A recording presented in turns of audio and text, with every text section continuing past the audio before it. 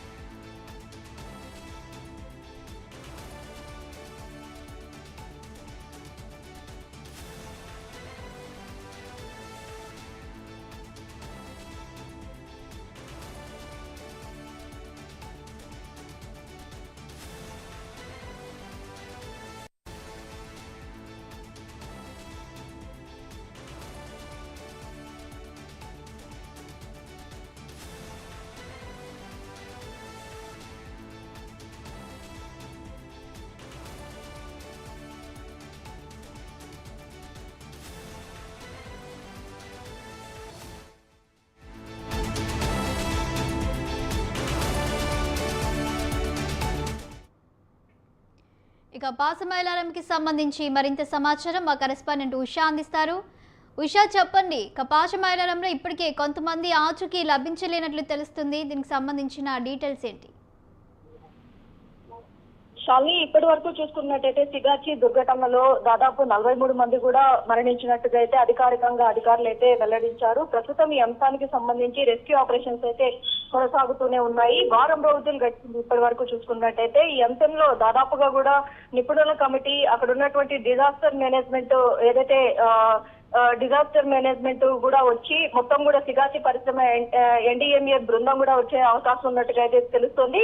ఘటనా స్థలాన్ని పూర్తి స్థాయిలో క్షుణ్ణంగా పరిశీలించే అవకాశం ఉన్నట్టుగా కూడా తెలుస్తుంది. నేషనల్ డిజాస్టర్స్ మేనేజ్మెంట్ అథారిటీ బృందము పేలుడికి గల కారణాలు ఏవేవో అవి మొత్తం కూడా అధ్యయనం చేయనున్నట్టుగా అయితే తెలుస్తుంది. మొత్తం మీద ఇప్పటి వరకు 8 మంది గల్లంతైనట్టుగా అయితే తెలుస్తుంది. వారు ఎక్కడ ఏ శిథిరాల కింద ఉన్నారు, మాంసపు ముద్దలుగా అలాగే బూడిద రూపంలో మారినటువంటి వారి మృతదేహాలు ఏవైతే ఉన్నాయో వాటికి సంబంధించి కూడా డిఎన్ఏ టెస్టులు కూడా చేస్తున్నారు. డిఎన్ఏ శాంపిల్స్ కి సంబంధించి కూడా ఎవరైతే ఈ 8 మందికి సంబంధించినటువంటి కుటుంబ సభ్యులు ఎవరైతే ఉన్నారో వారి డిఎన్ఏతో మ్యాచ్ అయ్యేలాగా కూడా పరీక్షిస్తున్నారు. ఎఫ్ఎస్ఎల్ రిపోర్ట్ కూడా పంపించారు.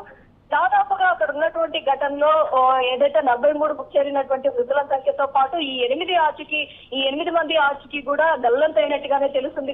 కాబట్టి మొత్తం ఏదైతే మొత్తం కూడా 51 మంది కూడా చనిపోయినట్టుగా అయితే మనకు అందుతున్నటువంటి సమాచారం.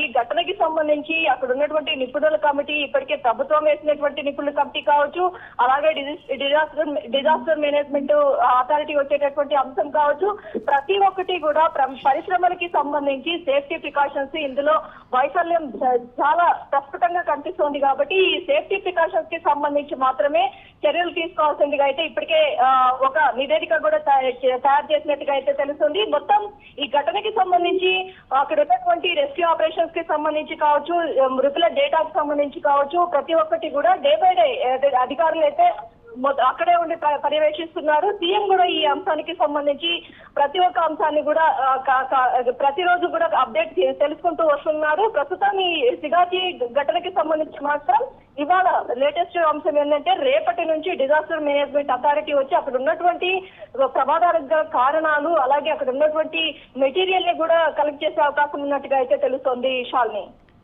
Thank you Usha.